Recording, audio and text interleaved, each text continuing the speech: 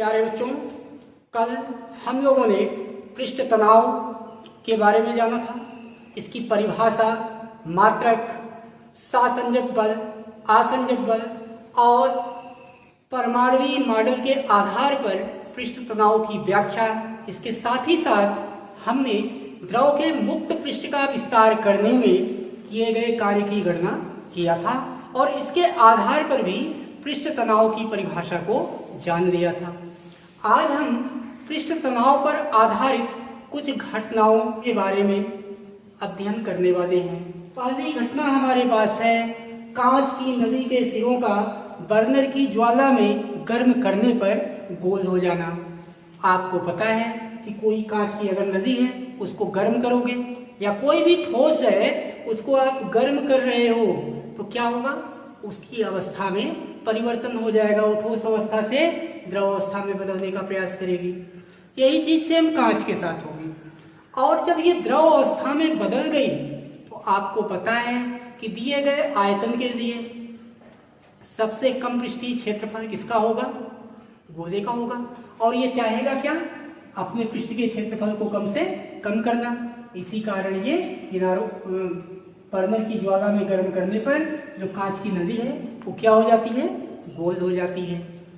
अगला हमारे पास है पारे की छोटी बूंद गोल जबकि बड़ी बूंद चपटी होती है।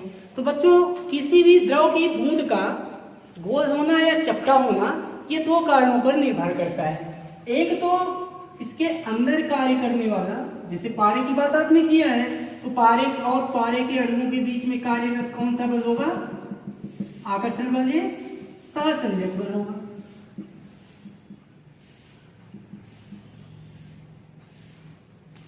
और गुरुत्व बल जो कि ये नीचे की तरफ काम करेगा।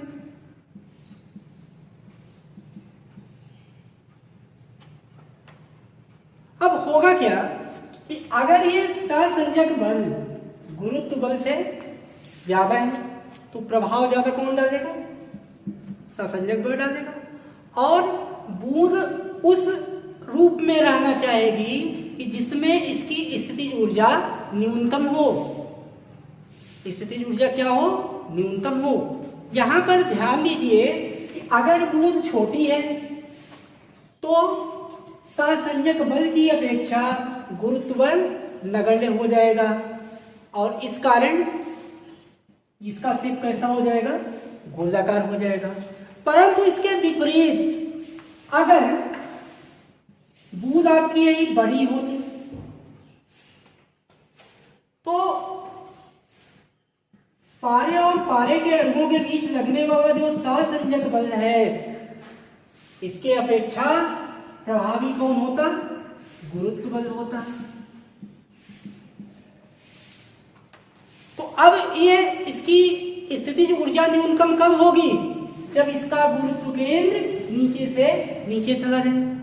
इस कारण ये कैसा शेप ले लेती है, चिपटी हो जाती है, किनारों पर छोड़ करके बीच में चिपटी हो जाएगी। तीसरा, शीशे के छर्रे बनना। शीशे के छर्रे बनाने के लिए शीशे को पिघला करके और किसी ऊंचाई से फुहार के रूप में द्रव में गिराया जाता है। जैसे पिघला हुआ शीशा यहाँ है और आगे इसी कोई व्यवस्था बना दी गई, ये फुहार के रूप में किसी द्रव में गिर रही है, सॉरी जल में गिर रही है। अब क्या होगा, जब ये फुहार के रूप में नीचे गिर रही है तो गिरते समय कम से कम पृष्ठीय क्षेत्र, पृष्ठ तनाव के कारण कम से कम पृष्ठीय क्षेत्रफल ग्रहण करने का प्रयास करेगी। और कम से कम पृष्ठीय क्षेत्रफल किसका इसके लिए होगा, गोले का होगा। इस कारण इसका, और ये पानी में जब आ गई तो पानी क्योंकि ठंडा था और ये इसी को तुरंत ठोस बना दिया, इनका आकार क्या हो गया, गोलाकार हो गया। जबकि अगर कोई बड़ी बूंद इसमें आ जाए तो गुरुत्व के कारण अब वो कैसी हो जाएगी, कुछ चपटी हो जाएगी, उसका शेप गोलाकार नहीं होगा। अगला है फुहारने से ठंडक उत्पन्न होती है। जब आप कहीं भी फुहारा मार रहे होते हो पानी से, नदी मान लिया है, और यहाँ पर आपने थोड़ा सा प्रेशर डाल दिया तो ये पानी निकलने वाला कुछ इस तरह का हुआ। इसमें असंख्य छोटी छोटी बूंदें बन जाती हैं। क्या बनेगी? पानी की असंख्य बूंदें हो जाएंगी। और यहां से निकलते समय अपना शेप कैसा रखना चाहिए? न्यूनतम क्षेत्रफल रखने की प्रवृत्ति के, पृष्ठीय क्षेत्रफल रखने की प्रवृत्ति के कारण ये गोली हो जाएंगे। अच्छा भैया, अब एक गोले को हमने यहां पर बड़ा कर दिया, तो कुछ अणु इसके कहां जाना चाहेंगे? इसके पृष्ठ पर आना चाहेंगे। और पृष्ठ पर आने के कारण जो पानी और पानी के बीच लगने वाला सहसंजक बल है, ये इसके विरुद्ध कुछ ना कुछ कार्य करके जाएंगे। क्यों? क्योंकि पृष्ठ आप पीछे पढ़ चुके हो कि मुक्त पृष्ठ में उपस्थित जो अणु होते हैं उनकी ऊर्जा शेष अणुओं की अपेक्षा ज्यादा होती है।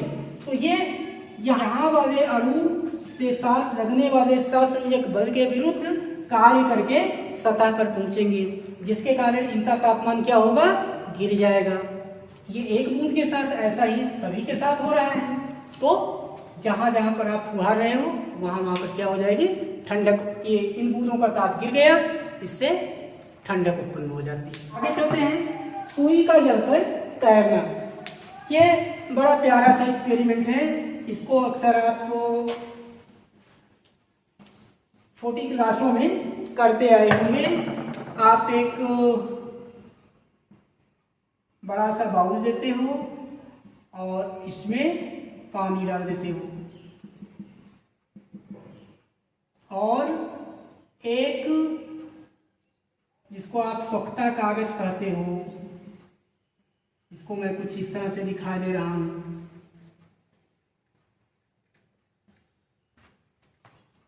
केमिस्ट्री के फ्यूचर पेपर केमिस्ट्री के प्रयोगशाला में मिल जाएगा आपको। आप इस पर एक सुई रख दीजिए।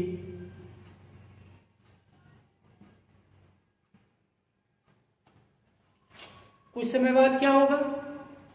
ये कागज भीग करके नीचे तली में बैठ जाएगा और सुई यहाँ पर तैरती रहती है। अब आप सोचोगे कि सुई का जो घनत्व है वो पानी की अपेक्षा ज्यादा है, तो इसको तो पानी की सतह पर तैरना नहीं चाहिए। ये हो कैसे?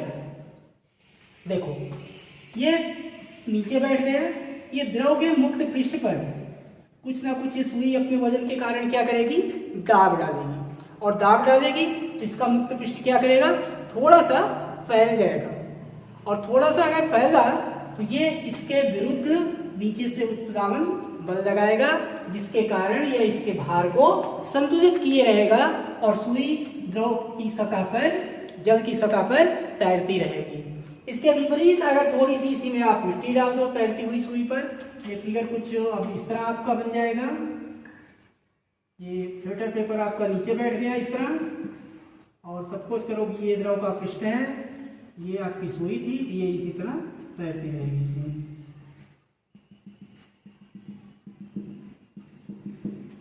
अगर आप इसमें थोड़ी सी मिट्टी या डिटर्जेंट पाउडर या साबुन के टुकड़े डाल दो, वापस इस जल का पृष्ठ तनाव घट जाएगा और सुई पानी में डूब जाएगी।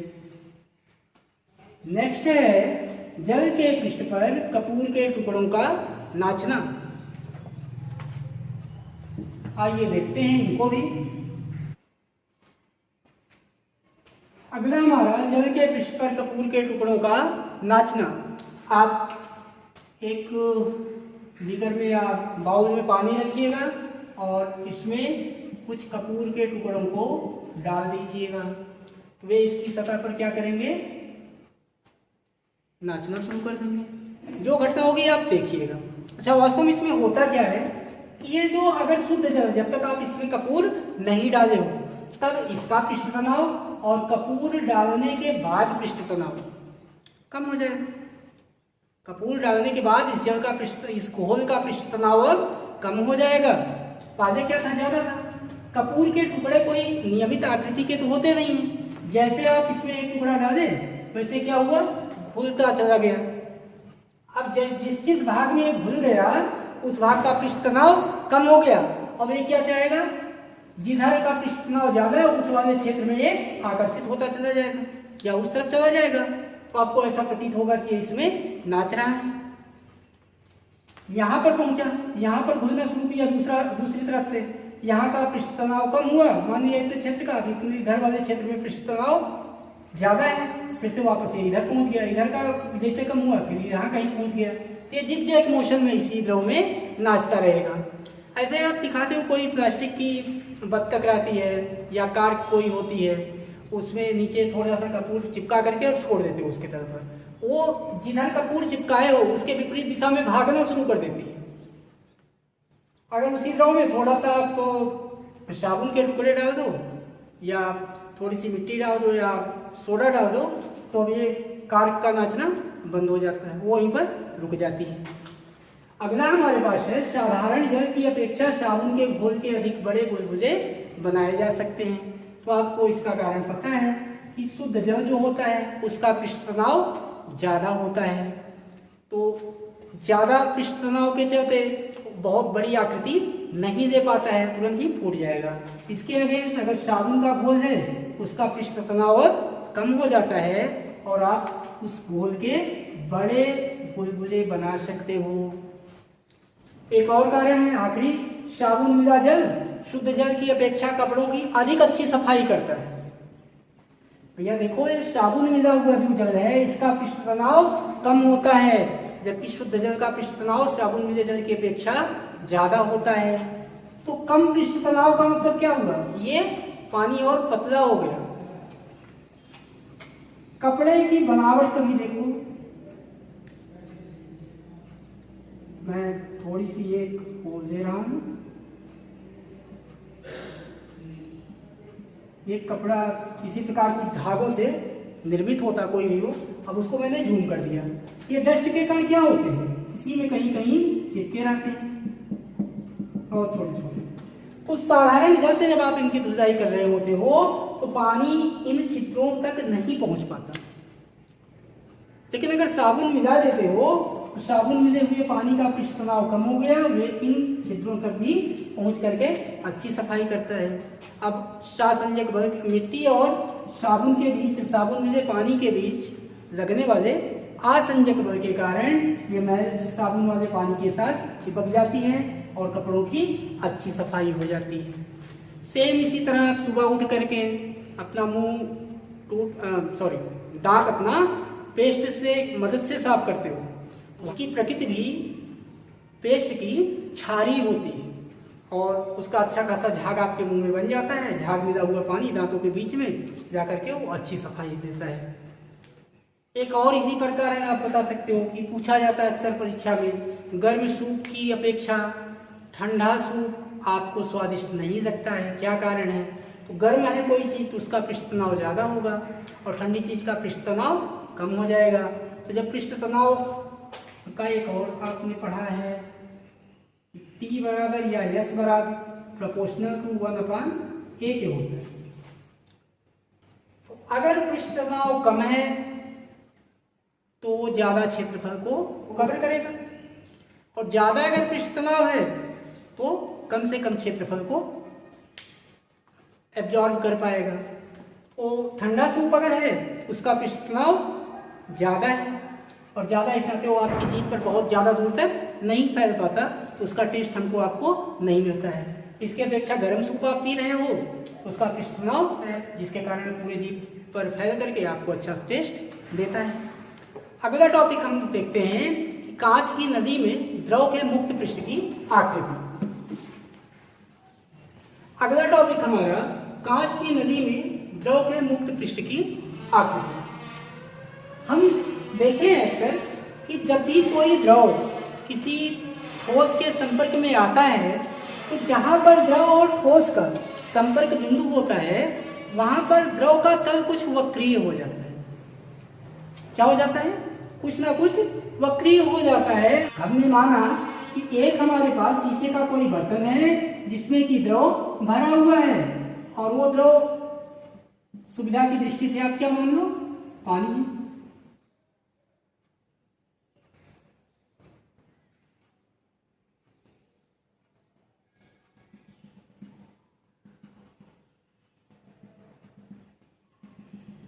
यहां हमने क्या लिख दिया? जल। और ये सीसा। कि यहां पर कोई अणु एक ए हम मान लेते हैं। इस अणु ए पर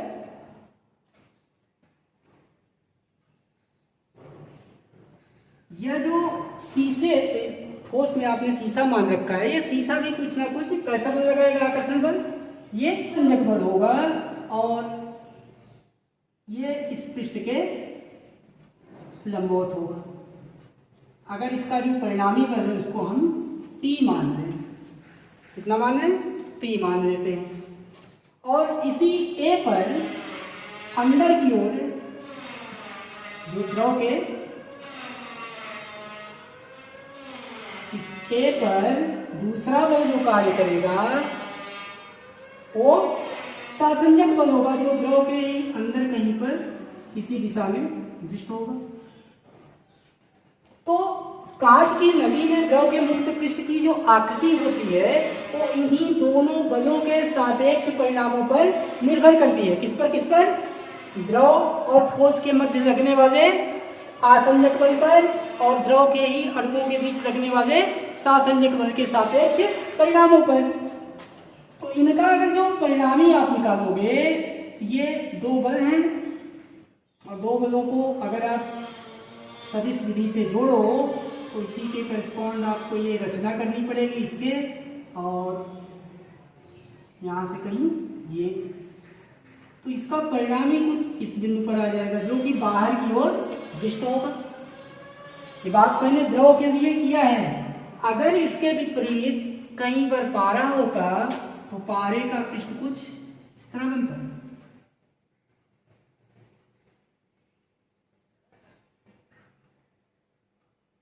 पारे के लिए भैया पारे और पारे के बीच के अणुओं के बीच जो लगने वाला सासंजक बल है उसका मान पारे के लिए लगने वाले आसंजक बल के मान से कहीं अधिक होता है।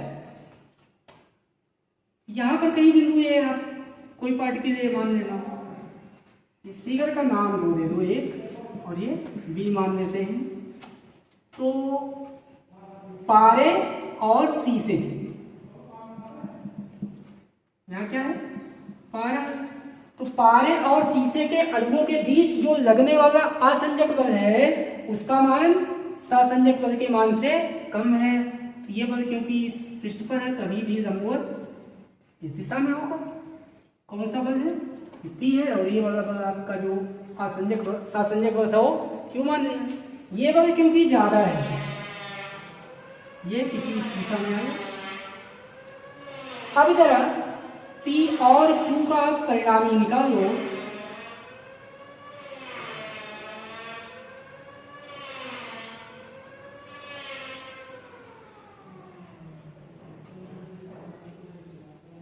तो ये इसी द्रव में ही अंदर की ओर दृष्ट होगा। अगर इस परिणामी को आप R कह दीजिए तो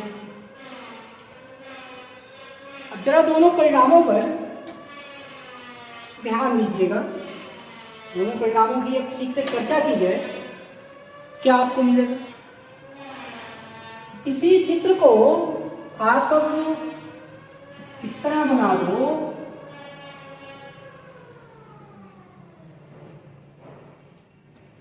ये इसमें आपने जड़ डाल रखा है,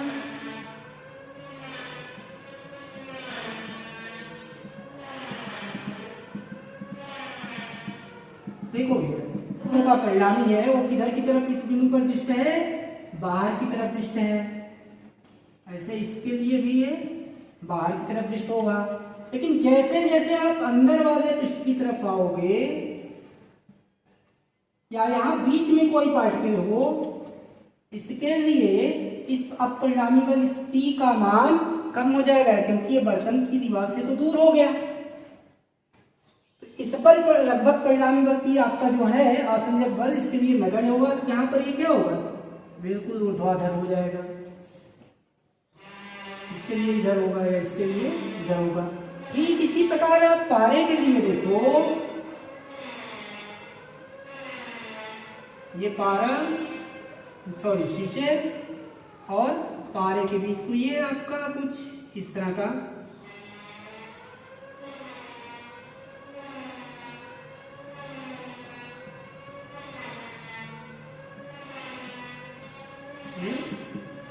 और इस पर परिणामी कहाँ आया था, इस दिशा में कुछ आया था, इसका भी ऐसे इस दिशा में आएगा। यहाँ का जो अणु होगा ये इसको अपनी तरफ इसकी अपेक्षा ज़्यादा नहीं खींचेगा, ये और अंदर की तरफ हो गया, ये और अंदर की तरफ। यहाँ कोई हुआ इस तरह, लेकिन यहाँ वाले अणु पर ये बिल्कुल ऊर्ध्वाधर हो जाएगा। आप कहना यदि द्रव का पृष्ठ साम्य अवस्था में है तो पृष्ठ के किसी अणु पर कार्य करने वाला परिणामी बल पृष्ठ के लंबवत होना चाहिए।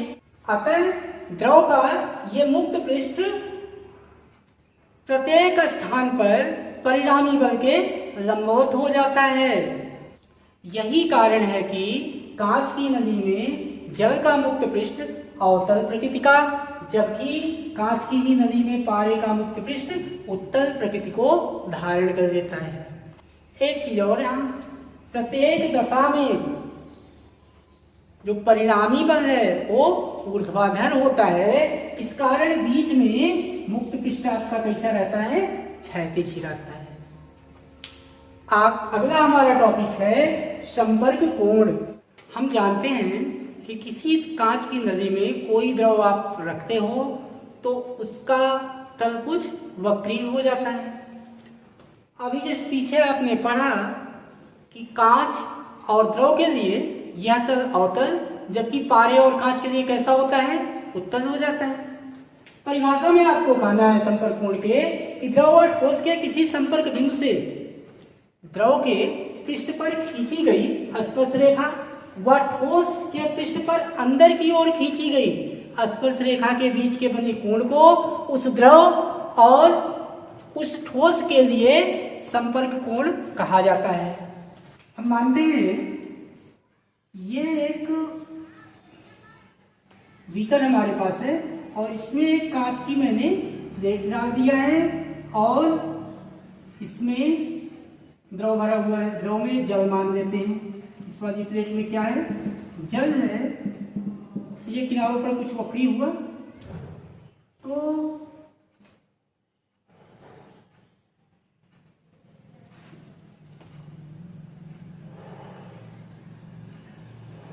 ये आकृति बन रही है। आपने क्या कहा है कि द्रव के मुक्त पृष्ठ पर खींची गई स्पर्श रेखा, तो द्रव का मुक्त पृष्ठ यही तो आ रहा है, इस पर एक आप स्पर्श रेखा खींचिए अंदर की तरफ और इसी ठोस के पर द्रव के अंदर की ओर ये स्पर्श रेखा आपकी बन गई। इसके बीच का ये जो एंगल बन रहा है यही आपका क्या है, संपर्क कोण है।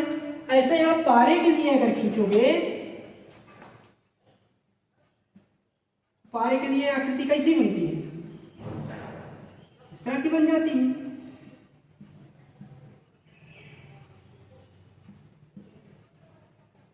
पारे के लिए देखो मुक्त पृष्ठ पर स्पर्श रेखा ये इधर जाएगी और इसी ठोस के सापेक्ष अंदर द्रव के अंदर की ओर ये एंगल